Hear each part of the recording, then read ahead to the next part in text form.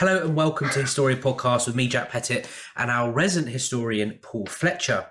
Episode 9 of our Cold War Origin series, and today we're going to be answering the question why the arms race from 45 to the early 1960s was so important in both starting but also worsening the Cold War.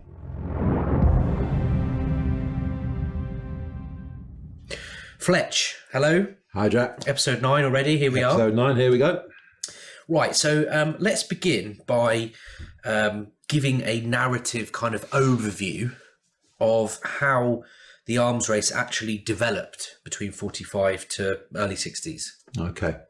Well, when we're talking about the arms race, we're talking about essentially an attempt by either the Soviet Union or in particular the United States to gain some sort of military advantage over the other, which would then allow them to then force, in some ways maybe, the other to give up or give way over whatever it is they want.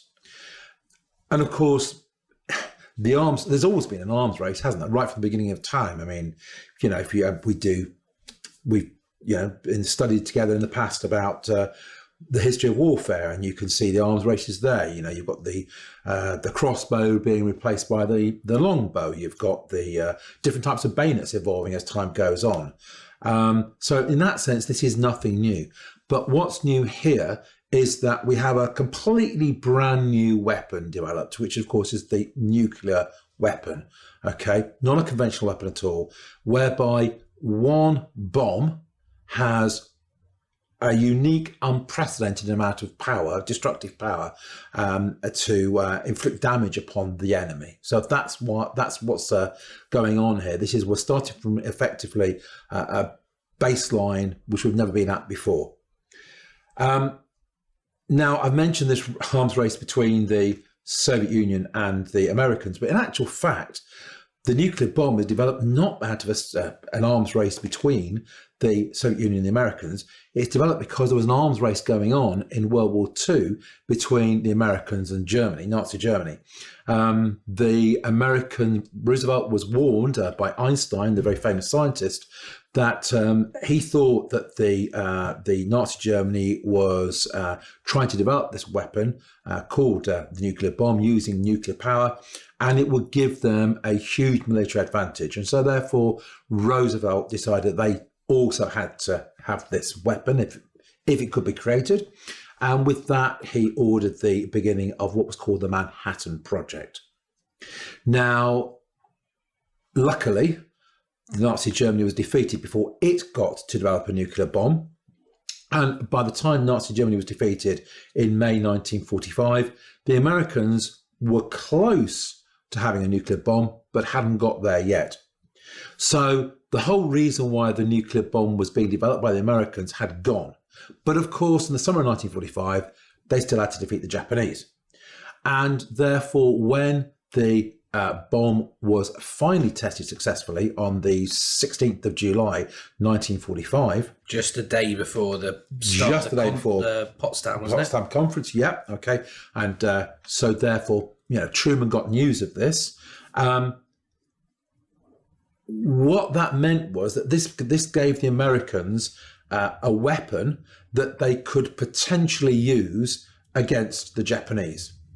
Because the big problem for the American planners was that they expected the invasion and the conquest of Japan by conventional means would lead to at least 1 million dead. Casualty rates that the American public probably wouldn't stand. And so therefore, the Americans decided that they would use the bombs, Little Boy and Fat Man, they were called, and they dropped both of them on Hiroshima and Nagasaki. And as a result of dropping those, then it forced Japan to surrender. Now, how the Russians saw that, we'll discuss later on. So with that, the Americans are the only country in the world to have nuclear weapons. Okay? So they have what we call a nuclear monopoly. Okay? But inevitably, with Stalin already looking at the Americans as potential enemies, and Stalin actually already knowing, he knew he'd got information via spies about the Manhattan Project. So Stalin therefore ordered that the Soviet Union also needed to have its own nuclear weapon, and a nuclear program began for them as well. And they successfully dominated a bomb in 1949, much to the great surprise. I mean, the Americans knew the Soviets were going to try and catch up, but they really were quite shocked they caught up quite so quickly.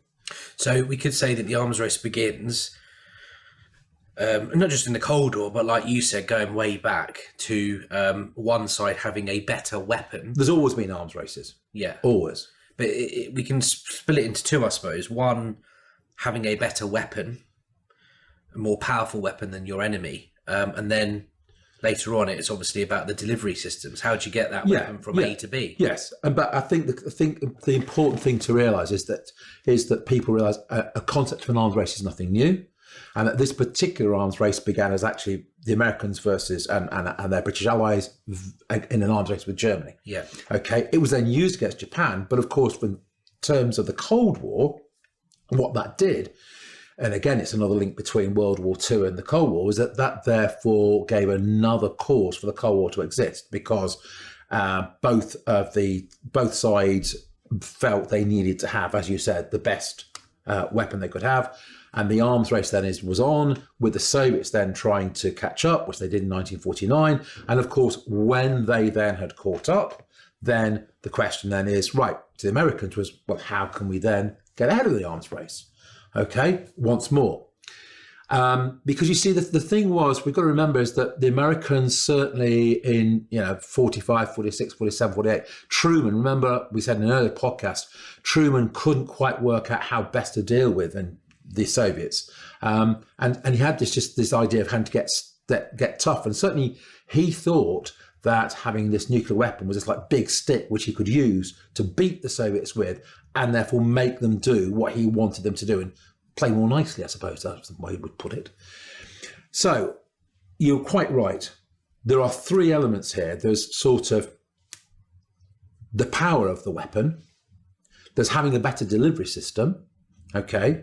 So, of course, if you go and deliver it by aircraft can be shot down. How far can the aircraft go? Okay.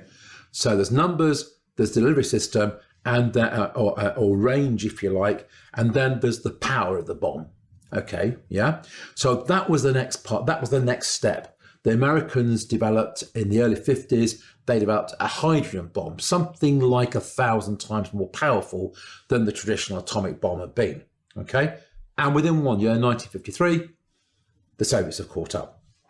Okay, all right. So again, we're looking at how do we gain an advantage? Because the basic thing is, if you've got a lead, you want to get a lead, because that will mean that you can then, if a war happens, you then will win that war. That's the theory, and you might be able to put pressure on the other side. You don't want to be behind in the arms race, because if you're behind in the arms race, if a war is caused, you're going to lose, and also you're not going to be able to necessarily stand up to any, if you like, bullying that's the other side is going to do. That's what's going on here for both sides. Each side, as I said in a previous podcast, each side sees the other side as having nuclear weapons that they might use against them, and they see them as a threat. They don't see them as a defensive measure. Okay, they see them as a threat. Okay, yeah. And then you basically get, right, okay, well, how are we going to improve things? Okay, we'll find a new delivery system. So the Americans were in the 1940s, late 40s, 50s, they developed something called Strategic Air Command under the leadership of Curtis LeMay and nicknamed Bombs Away LeMay, who was certainly a very interesting character. And I think a danger to world peace, in my humble opinion. But the Strategic Air Command was always supposed to be up there, flying around, ready to drop bombs at the first opportunity if they were needed. But, okay, aircraft have got limitations. And, of course, the V2s had been rockets during the war. Talking about the German V2s, yeah. German V2s. Yeah. And so both sides had captured Both sides had captured V2 scientists, wanted their expertise about rockets. And so by 1957, you've got both sides produced, first of all, the Americans, but fairly soon afterwards, the Soviets are both producing what are called intercontinental ballistic missiles, ICBMs. The American had a range of about 4,500 miles, and they could therefore launch that in America, and it could hit across the world. Hence intercontinental. Between continents. Yeah. And then, of course, well, where else can we gain an advantage? And so therefore space. The final frontier, to use the phrase from Star Trek. And in 1957, they put the Russians put Sputnik up there, which is a sort of satellite. First ever satellite. Yeah, first ever satellite. And the Americans see this as having huge military potential. And so in 1958, they responded by creating NASA.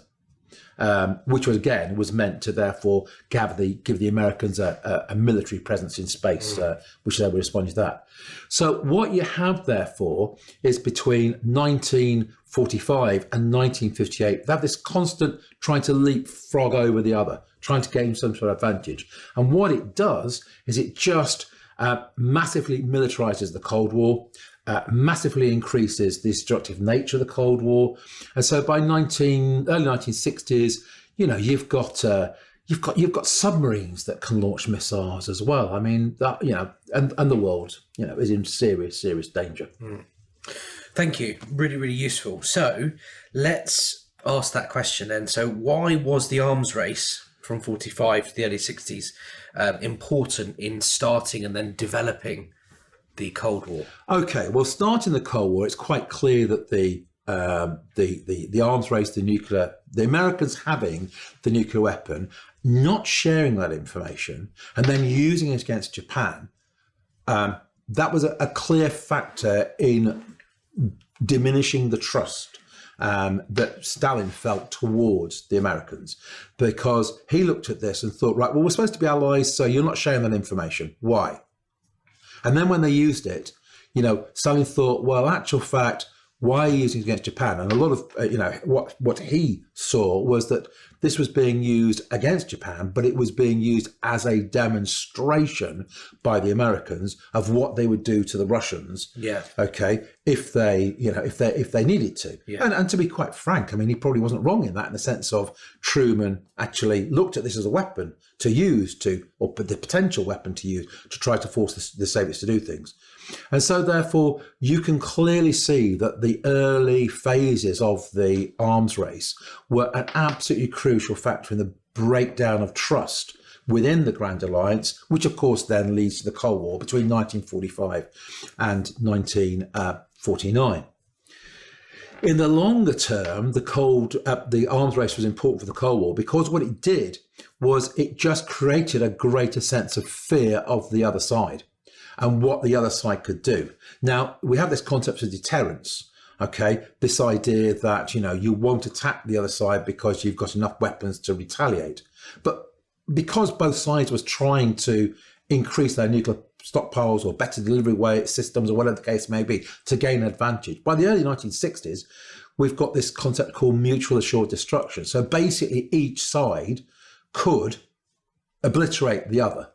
Okay, and both sides saw the other, therefore, as a huge threat to each other. Of course, the high point of that will be the Cuban Missile Crisis. In the early 60s. In the early 60s, okay? Yeah. Where the world for a while looks as though it could be on the point of a nuclear war. But it also causes problems between the two in other ways. I mean, for example, the U-2 incident where the spy plane was shot down. Why do U-2 planes exist? They exist because the Americans were trying to find out details about the Soviet, amongst other things, details about the Soviet nuclear program, so they weren't going to be blindsided and caught out. And of course, the shooting down of that plane in the early 60s caused another crisis. So you can clearly see that nuclear weapons were a real, and the arms race continued right up until the 1980s, of course, with Reagan and Strategic Defence Initiative and everything else. So they're a real cause of tension throughout the whole of the Cold War. However, having said that, the very threat of the nuclear weapons and the growth of nuclear weapons also caused periods of improved relations within the Cold War.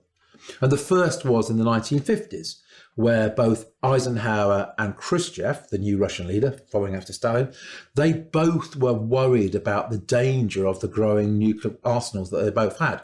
And so they tried to get along better. So in the 1950s, you can see what's called the policy of peaceful coexistence. So you get things like in 55, what to do with Austria. We never talk about Austria. Austria was also divided into four. Vienna was divided into four sectors, but there was no peaceful agreement in 1955 that Austria would be a neutral, unarmed state. Okay? 1954, the Geneva Accord for Vietnam. There's an agreement about Vietnam. Vietnam was going to be divided into North and South, and that therefore that was a solution to that particular problem. Okay? Khrushchev even visited America in 1959. So that's a period of trying to make relations better. And of course, in the 1970s, you also have deterrence. Détente. Get my D's right. Détente, which again is a period of an attempted improved relations, partly driven by a response to the nuclear threat, okay, which both sides feel. So while the nuclear arms race was in many ways negative for the Cold War, had a negative impact on the Cold War, it could also have a positive impact on the Cold War as well. I think, if I can be allowed to digress for a minute, I think just going beyond just the impact on the Cold War, if you want to look at America, I think we have to recognise that one of the consequences of impacts on America itself is because the Americans couldn't understand how the Soviet Union caught up so quickly in 1949, and then it became clear that the Soviet Union, there'd been spies, and of course this whole thing explains, as one of the key reasons explaining the sort of like the 1950s McCarthy era and the hunt for communists in America and the Red Scare, etc. Very unpleasant time in America in many ways, and that's driven by what's going on with the nuclear arms race and the Soviet success within it. And then you look across at popular culture as well, both in the West, particularly in American popular culture. So you get a lot of films which are about the dangers of nuclear warfare. I'm sure you've heard of Godzilla. Well, Godzilla, the first Godzilla film is in 1954. It's a direct reference to the danger of nuclear warfare. And then you also get things like The Invasion of the Body Snatchers, a very famous film from, I think, about 57. And that's about people being taken over by aliens. But that's actually a reflection of the paranoia that people feel at the time about the possibility of there being a threat within America. So it has all sorts of impacts upon people. And we can see as well in the 50s, we can see the beginning of an anti-war movement. So 1958 sees the formation of CND, which again is this reaction to the threat of the world coming to an end if we're not careful. Yeah, wow. It's interesting to think that it's not just, global impacts, but also, how much something like the arms race, a symbol of the Cold War, can impact so heavily on internal affairs as well, of course. Yes, and beyond just the blindingly obvious, I can speak as somebody. I was born in 1959, and one of the films. So I grew up with the arms race, and one of the films that made a real impression on me. Must have watched it in the 70s. Was a film that was made in the end of the 50s, and it was called On the Beach. It was based on a book written by Neville Shute, and it was about there had been a nuclear war, and the nuclear cloud was coming down and heading towards Australia, and Australia was the one remaining place where there was still civilization. It had a huge impact on me as an individual. So, if you're living in the Cold War, the threat of nuclear war was something that was ever present. Yeah. Right. Thank you so much. Thanks for listening. Next episode, we're going to be looking at a particular crisis, a flashpoint during the Cold War in Hungary. See you then.